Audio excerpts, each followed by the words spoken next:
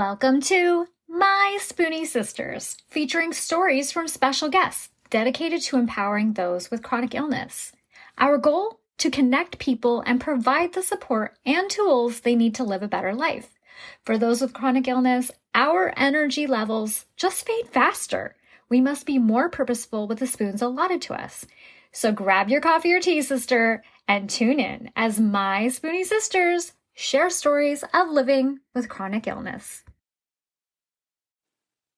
Hi, my Spoonie sisters. I'm your host, Gracefully Jen, and this week I am so excited to share a fellow Spoonie warrior with you. Hi, Holly. How are you? I'm good, Jen. How are you? I am doing all right. It's wonderful. Thank you so much for having me. I'm so excited to share you with everyone. If you haven't been familiar with or haven't checked out Holly, be sure to go to the show notes and check out the links and everything because you will not be disappointed. But let's just dive in, all right? Yeah. Okay, so can you give us a little bit of an introduction and tell the listeners about yourself? Sure. Like you said, my name's Holly. On Instagram and most of social, I go by Well Blended Life. And I am also a podcast host of The Cook Who Can't Eat. We've got a crazy blended family, been all together for about 9 years. There's 7 kids between the two of us. And we had 4 dogs and we just added a little puppy. So most of about half of our kids are grown and mostly out of the house. So for some reason, we keep replacing them with puppies. But yeah. And then I'm obviously on this chronic illness journey. And yeah, it's just been a wild ride the last few years. Oh, I bet. Okay. We could easily go into that for probably hours talking about blended families and the chaos of it because I am in one as well. But that's not what listeners came here for. They want to hear about you and your journey. So can you tell us a little bit about your diagnoses and how you've gotten to where you are right now? Absolutely. So for a few years, I was starting to notice that all of a sudden there were foods that I had always eaten or things I had always drank. And all of a sudden I couldn't tolerate them. They would make me super sick to my stomach, or I'd take one bite or one sip of something. I'm like, nope. And I just chalked it up to getting older. I was headed towards my 40s and it just happened. But at the same time, I also had some weight I had put on that it didn't matter what we did. I couldn't get it off. Doctor-led diets, personal trainers, all sorts of stuff. Well, all of a sudden, towards the end of 2019, it just started I just lost a big chunk of weight. Now, I chalked it up to the fact that we were renovating the house so we could finally all move into one home. And if you ever are looking for a really good workout, find a house that you have to gut and then rebuild. That will kick your butt. But I digress. So things were going pretty well. Great. I had lost a couple pounds, but at the end of 2019, I started noticing that when I would sit down to eat, I couldn't. I was so full all the time. I could take one bite of a chicken breast for the first time all day, only thing I've eaten, and I would feel that horrible, uncomfortable full that many of us get after Thanksgiving dinner. And it just kept piling on. And there were days where I could not put something in my mouth and swallow it because I just still felt so full. And we couldn't figure out what was going on. So at this point, I was dropping weight in very unhealthy and not okay quantities. And by mid-February of 2020, I was down to about just a little more than 90 pounds. I hadn't been able to keep down any kind of food in a few weeks and was no longer even keeping down water, because at the beginning of 2020, it shifted. Not only could I not eat anything or drink anything, if I tried to, I got very, very sick. And when you don't have much in you, that's not a fun thing to have to do. So on February 13th of 2020, they put me in the hospital. And I got my first feeding tube. It's a GJ tube. So it's a combo.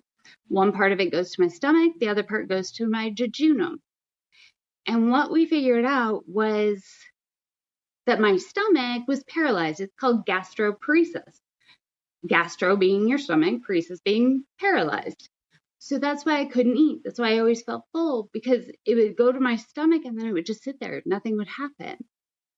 So we had the gastric side of that tube. So if I wanted to drain or vent any pressure in there, and then I was fed through formula straight into my jejunum. And if you don't know, the jejunum is that first part of your small intestines. And that's actually where all your nutrients and vitamins and everything you need is actually absorbed. So your stomach does its thing, it puts it in there, it absorbs what it needs and then gets rid of everything else. Well, the formula, we were having fail after fail after fail. And so I ended up in the hospital for about 17 days because we couldn't really find a formula that worked. And we weren't sure why. About a long time, what felt like forever later, we found out it's because not only is my stomach paralyzed, but most of my intestines are as well. So while I can still swallow right now, which I'm very lucky for, everything else in my digestive system just doesn't work. So there's lots of diagnoses that go along with that, lots of things, but I am 100% formula fed. And we're now discovering over the last few years all the things that are contributing to it, that are happening because of it, autoimmune issues, nervous system issues, parts that are dying, that are, it's been a hard road. And after, unfortunately, the things that could probably help me most, I no longer qualify for.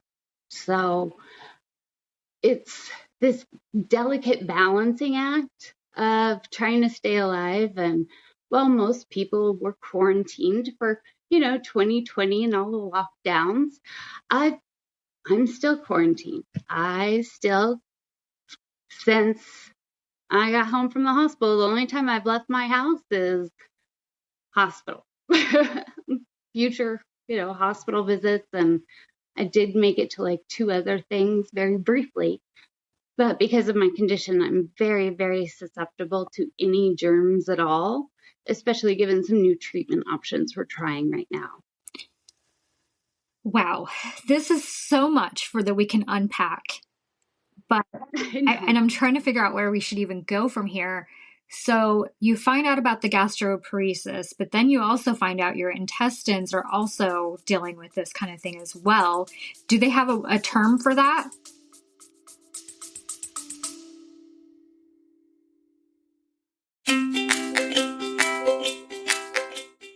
Calling all Spoonies. As a host of a chronic illness podcast, nothing lights up my day more than hearing from you, our incredible listeners. Whether it's a topic close to your heart that you want us to uncover, or you are keen to show your own journey as a guest on our show, your voice matters. Living with chronic illness can often feel isolating, but through the power of podcasting, we can come together as a community to uplift, educate, and inspire one another. Your stories, insights, and questions drive the conversations we have and the topics we explore. So if there's something on your mind, a story that you are just itching to share, or a guest you'd love to hear from, don't hesitate to reach out.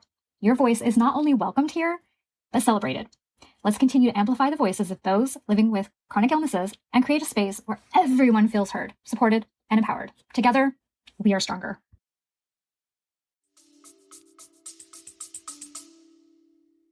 Um, I've heard all sorts of terms. I just call it because they can move a little bit, but it's very lethargic. So it's most often it's referred to as intestinal immobility. Okay. And so I guess what I want the listeners to understand is hence the name of your podcast and your Instagram, The Cook Who Couldn't Eat, because you super enjoy being in the kitchen. You're passionate about it. You're good at it. You're great at sharing tips on how to be in the kitchen, but dealing with, your conditions and lack of energy. And I'm trying to figure out where we should even go from here. How about why don't I tell you how I got started on that? Yeah, let's go with that. Perfect. So I'm home all the time now, and this is a very lonely life. I mean, you can't leave the house, you can't go and do much. Then you added all the COVID stuff on top of it. Nobody was really leaving anywhere. And so I needed help. And I got online and I was like, okay. I was never really big into the social media stuff. Like I did general basically browsing on Facebook. But when I left the hospital after 17 days, I was handed my discharge papers and bye. That was it. I didn't know how to care for my stomach. I didn't know how to care for my tube. I barely knew how to set up my feeds, only just what I had watched the nurses do while I was inpatient. It was so bad, Jen, that about 2 weeks after I got out of the hospital, we were carrying me into a doctor's office where they almost turned me away, except for the fact that the doctor was like, no, we need to see her because I had a low-grade fever. But when you first get it in, they put these little buttons on your skin around it so your body gets used to holding it on there. And no one told me that those should dissolve and fall off. So here I am trying so hard to keep them clean and keep them attached and do all this stuff. I ended up with a horrific infection and emergency surgery and all this stuff because I didn't know what to do. So I did start getting online and I started realizing and finding, oh my gosh, there are all these groups out here of people that are going through this. And even though we have all been warned, online support groups are horrible. They're so negative. They're this and they're that. And honestly, that's all my experience had ever been. But I had the exact opposite experience with the chronic illness community. They were so welcoming and they were so fantastic. And that's how I learned everything about taking care of my tube, about what I should be asking my doctor. I had no clue. And add that to the fact that now I'm trapped in my house. I have nothing to do. I was like, you know what? I think I want to start talking online about this kind of journey, but I also want to talk about something that wasn't available when I started. There was no one talking about blended families, and I didn't really know any of them when I was going through it. You can find a lot of, blended family accounts or information where it was one of them brought kids in and then they had like an hour's kids after that, or they both had their own kids but they were a lot older and soon or were already out of the house, things like that. He came in with 5, I came in with 2, and there was going to be no hours baby, and nobody was talking about that dynamic. And trying to parent 2 different sets of kids in 2 different parenting methods in the same house. So what were the age differences between the kids? Oh, yeah. So our 7 kids are spaced out between 10 years. So right now it's ages 14 to 24. Okay. Yeah. And when we first got together, that was age 4 to 4.5 to like 14.5. Okay. So mine were actually 3, 4, and 5 when we got together.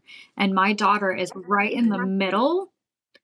And so Mm-hmm. I can still relate. And I think I wish that there would have been information and other people out there to talk to about this kind of stuff. And especially as we get into the whole chronic illness life, because now you're trying to be there for, a spouse and children and making life work blended together and take care of yourself altogether. Yeah. And we were trapped in this household together. And it was a lot. There was nobody for me to really talk to about all this because it's my kids and I don't want their judgment and all of that. So I was like, you know what I can do? I can get online and I can start talking about this with other people. And that's where the name kind of well blended life, because what I wanted to talk about was blended families and cooking and food and things like that. And then add in the chronic illness stuff a little bit as well. However, after a short period of time, I decided that that was not what I wanted to talk about. And even though I still think that's a very important thing to talk about, I had to shift. And the reason is that I had kids and stepkids that, yes, they were of the age to consent to me talking about them. Because of the dynamics of our family, how, they came to be in our family, all that stuff, I didn't feel like they were really mature enough or understand well enough what that kind of consent meant. The internet never forgets, and I would never want something I said to cause them harm now or down the road. And so I stepped back from that a little bit and instead decided, do you know what I do need to talk about though? The practical side of parenting teens and those little young baby adults, because nobody's talking about that. I didn't know that when your kid turns 18, they can check themselves out of high school, call themselves out of high school. They can tell the school not to give you any information, and they can even withdraw from school without your permission. Or the fact that now that they're 18, even if it's your insurance policy they're on, the insurance company will no longer talk to you. They have to talk to your kid. But I don't know about you. I don't want to talk to the insurance company. They confuse me, and I'm in my 40s. My 18-year-old doesn't need to be dealing with that. So I found out that there's these forms and these things, that steps we could take to help with all that. Nobody talked about that. Nobody talked about the fact that, oh, okay, when they leave for school, that's one thing, but when they come back, we have to have a pretty serious conversation and a very open conversation about, that was your life there, this is your life here, and we have to find something we agree on. So that well-blended life changed to be a little bit more of what my well-blended life looks like right now. We're dealing with older teens and tweens, trying to raise these young adults without them feeling like we're still parenting them like they're little kids. I spend a lot of time in the kitchen, so I'm sharing that, and I'm sharing more and more about the chronic illness side because I still don't see some of the stuff that I've had to go through on here. And it actually took me almost dying twice. My family got the call to gather twice for me to say, oh my God, had I known X, Y, and Z, I might not have been in this situation. So even though I can't eat, and it is torture at times, I still love to cook. So I figure the other thing we all need is a way to save money, time, and energy. Whether you're Spoonie or not, those are the 3 things everyone's looking to get a little bit extra of. So that's what I focus on. And that's why I'm out here. That's why I talk about things, because that practical side of parenting is just as important as the emotional side. I mean, everyone talks about being an empty nester, but nobody talks about what that means legally or what that means with your car that your kid has or whatever. And it has brought me frustration and joy talking about all of this, but I figure even if it's not reaching, millions of people, if it just even helps a handful of people, that's a purpose. And that is why I had to start talking. Because I'm sitting here in my home, not allowed or really physically able to do much, but I can share stories and I can share information. So that gave me a purpose, which, as you know, when you're first going through all this or it's really bad, a purpose is the only thing keeping you hanging on. Absolutely. And I think you're touching on something I talk about to people all the time is you still have purpose. You still have so much meaning in your life and you are enough just as you are. And so we oftentimes need to find out our new normal. That doesn't mean we don't grieve. We definitely grieve the life we used to have and the life we saw a future as, but we need to find that new purpose of what we have to offer because we have so much to offer. It's just finding out how to do it, how to share it, where our skills are. And I love the fact that you're taking this knowledge and this skill set that you have to be there for others. And at the end of the day, I'd rather help 3 people out there than get 1,000,000 likes on a video. Exactly. Yeah, that's why, all the recipes I've been sharing on within the podcast, I actually have kind of I have my podcast episodes. They range, and that's what they talk about: chronic illness, raising teens and tweens, and cooking, because those are the 3 things that I want to talk about. But I started a little series, and it's called Chronic Illness and Disability 101. And I named it that because I'm trying to talk about all those basics, the little things that nobody told me about, nobody taught me about, and there's not a lot of information out there about it. So, for instance, the last episode I did, I created a reference guide, and that guide has so much information, and it's chock full of nothing but links directly to help. If you're having trouble with your medication, go to one of these resources and they'll help you. If you need financial help, click on one of these links and it takes you right to the page where you can apply. If you need, here is what a standard pain scale looks like when you go to the hospital, but here's what a chronic illness pain scale looks like. So understand the difference so you can translate it for your doctor. Like all of these things that, where can you find formula? How can you get help with it? Where can you find an advocate that can speak for you? These are things that I wish I had had access to.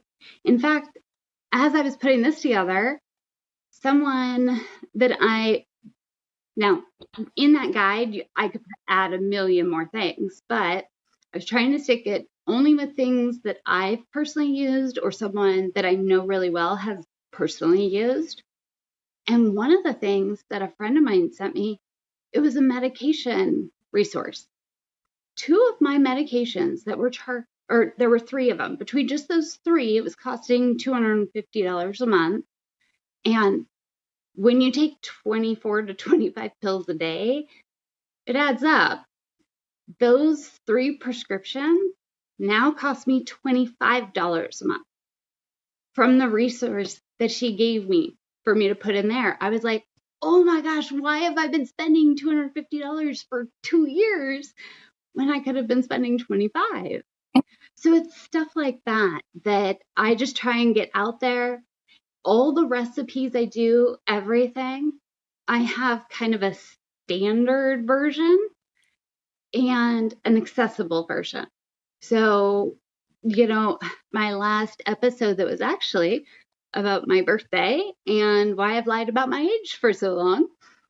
And it's not what everybody thinks. It's something totally different. It was actually a really weird episode to produce or to create and write. I was having my own aha moments as I was talking. You have to watch the video. You see me kind of go, oh. But at the end of that, I shared this lemon pound cake recipe that my family loves. So I shared it, but I'm like, okay, if you don't have the energy to do that, make these few substitutions and it's going to taste just as good, but it's going to take about half the amount of energy. So that's what I do. That's why I do those things, because I know for me, I need those breaks. I got to find ways to save my energy, save my time, and save my money. And the way I see it, that's what most of us Spoonies and chronic illness fighters need, or mamas need. And absolutely. Yeah. Okay, so I have a really important question that I think fits along with everything you just said. What do you think are the top 5 things in your personal Spoonie toolkit?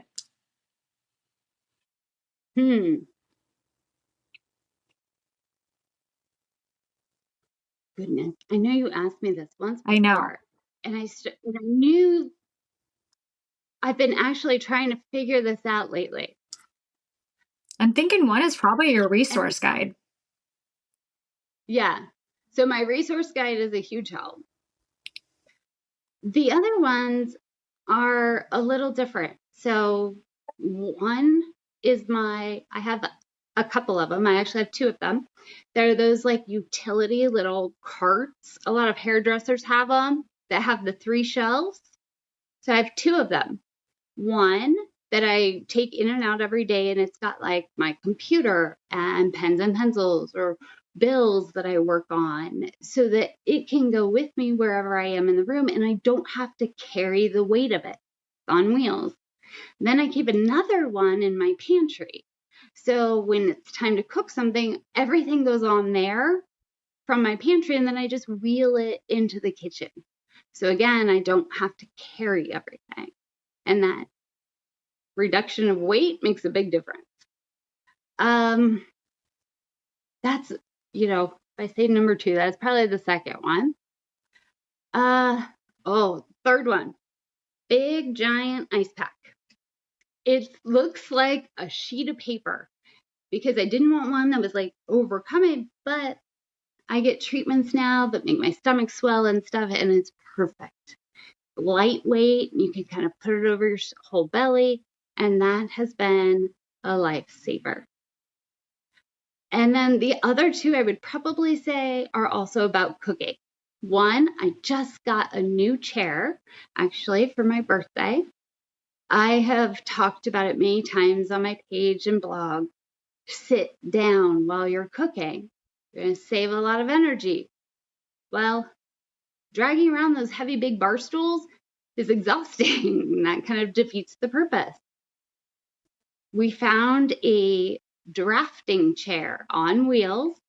So I am up as high, and I can even go a little higher than a standard bar stool. So I can be the same height as I am when I'm standing while I'm sitting, and it's got wheels. So I could just wheel around the kitchen now. I could do everything sitting down. It's amazing. And then the other thing is my food processor. Chopping, cutting, all of that stuff is exhausting. It will, you don't think it does, but it'll take a lot out of you. Being able to just throw it in a machine, hit a button, and it takes 2 seconds is a lifesaver. Outside of that, I think those would probably be my top 5. Oh, I'm sorry. I'm going to give you one bonus one. Find a really good catch-all bag. Because again, for me, carrying things and weight is difficult. It's very draining. So when I go to bed at night, I want certain things with me, or if I need to take something downstairs, it all goes into my catch-all bag and I can take it back and forth easily. Have you ever seen, I think it's a bed skirt that goes on the bed and it actually has a pouch on the side to put stuff in? Mm-hmm. Actually, I got one of those for my daughter in college. And I thought that was really cool. I actually have a big bedside table right next to my bed. But what was happening is sometimes when I wake up, I can't really go downstairs, but I want to write or work on things that I'm writing out. So taking my notebook back and forth, or I forget, or I have this or that. So being able to just throw it in a bag is a big help. But if you don't have a bedside table that's like right there, those pouches are fantastic. They look amazing. My daughter loves and I don't even think they're expensive, if I remember correctly. I think I found one on Amazon super cheap. Yeah, the one I got her, I think was only like, I don't know, less than $10. Yeah, super cheap. So, what do you think would be your tips of encouragement? Do you have any advice or mindset tips for others with a similar journey to yours? So this is interesting. I'll be honest with you, Jen, this is an area I've been struggling with a lot lately. I wear pretty thick mask most of the time, but this is what I would tell someone if they were starting out. And these are the things that I keep trying to tell myself. Find purpose and focus on it. And remember that that is something that you're being a helper. And, you know, when all of this kind of stuff happens to any of us, it's the shit hitting the fan for us. And I don't remember if it's Dr. Seuss or Mr. Rogers that said it, but in times of tragedy, look for the helper. Don't look at the tragedy, look for the helpers. And if you can focus on your own purpose, find it and focus on it, that is your helper. That will help you immensely. So, have someone in your life that you can vent to. For me, it's my home health nurse, honestly. He comes twice a week and I just and I would probably say the third one is something that my counselor actually recently brought up to me. It's called self-compassion.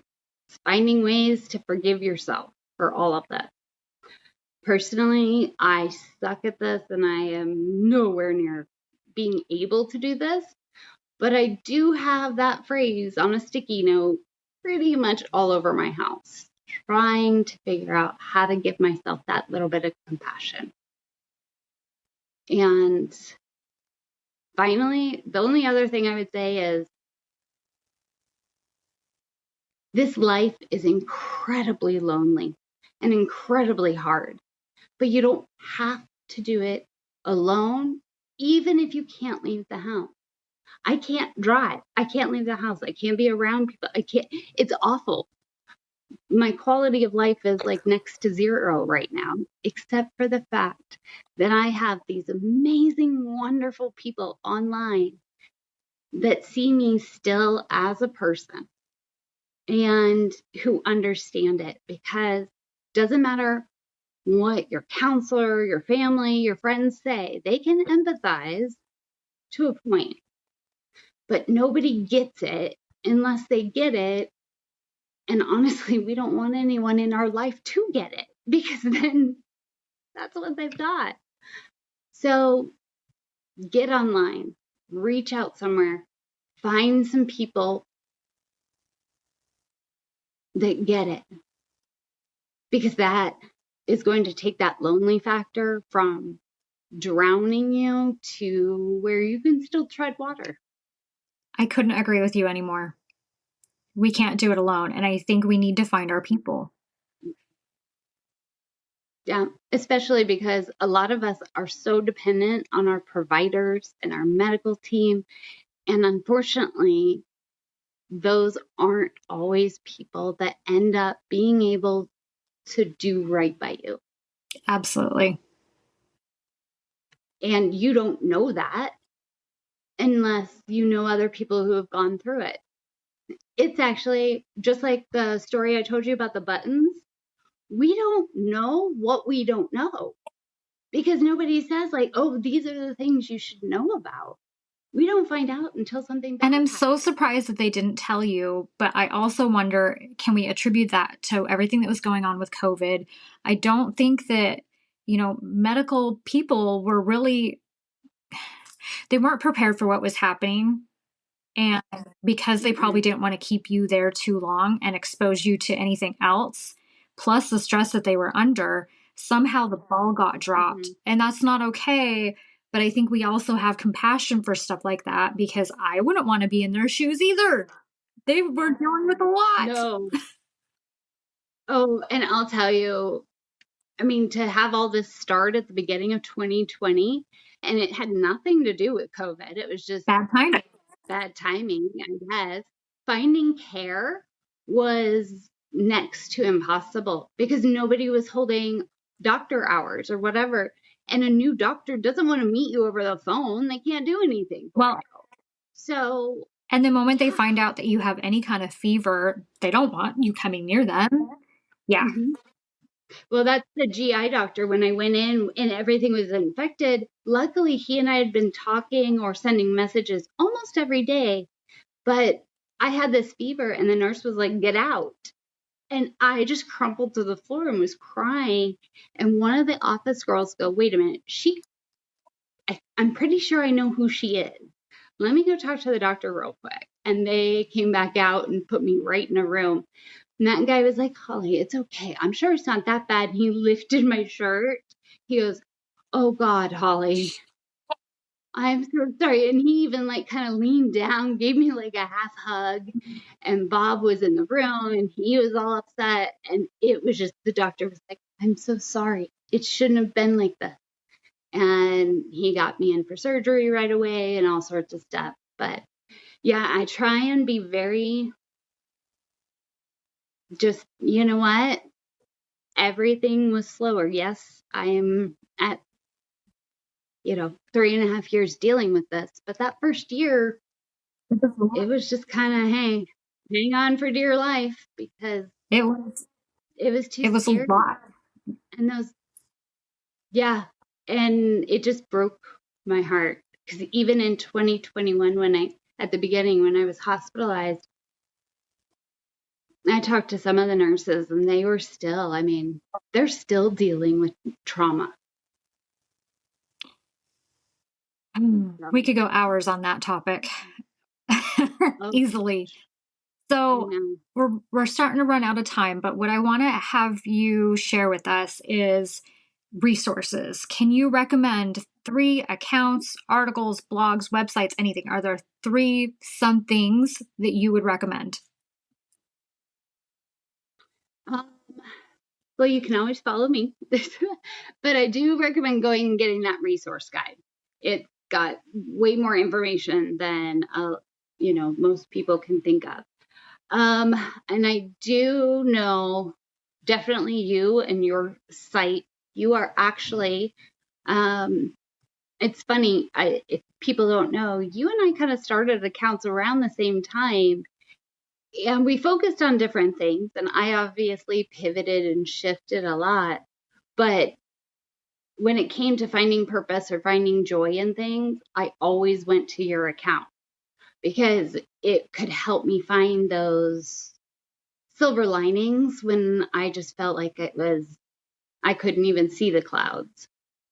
Um, I know I have a couple other accounts and I'm drawing a blank.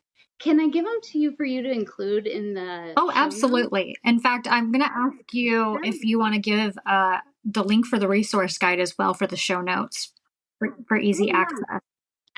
So absolutely. I'm going to give, Yeah, yeah. and then series that I'm doing on the podcast, the Chronic Illness and Disability 101, each chapter or each episode talks about a different thing. So there was one about mobility. There was one on the resource guide. The one that's getting released today is actually about, okay, something's wrong. So now what? Learning how to do it. The next episode is about medical advocacy. How do you do it? How do you push through? There's one on feeding tubes. Like, it's just going to break it down to being everything you may need to know if you're starting out on your journey. Let's include all of that. We're going to include all the links, all the things, make it super easy and clickable for the listeners. I want to thank you for your time and coming to share your story. I feel honored that you trust me with it. And gosh, I have to have you back on again so we can talk more, because I know we could talk for hours and hours about all the things. But thank you so much. And thanks, Jen. It was great talking and listeners, until next time, don't forget your spoon.